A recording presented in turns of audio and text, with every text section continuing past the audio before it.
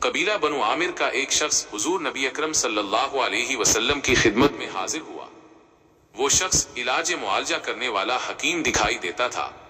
پس اس نے کہا، اے محمد مصطفیٰ، آپ بہت سی نئی چیزیں امور دین میں سے بیان کرتے ہیں۔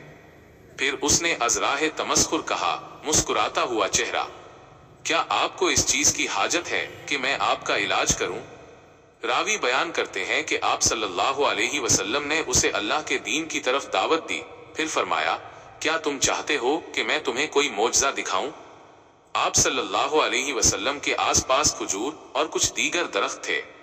آپ صلی اللہ علیہ وسلم نے کھجور کی ایک شاخوں والی ٹہنی کو اپنی طرف بلایا۔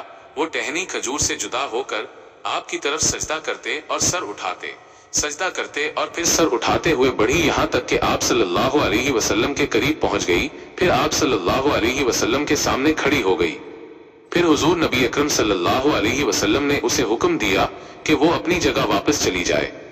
یہ واقعہ دیکھ کر قبیلہ بنو عامر کے اس شخص نے کہا، خدا کی قسم، میں کبھی بھی کسی شے میں بھی آپ کی تکذیب نہیں کروں گا جو آپ فرماتے ہیں۔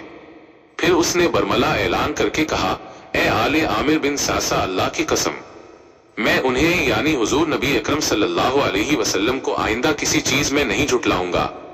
واللہ اعلم ورسول اعلم۔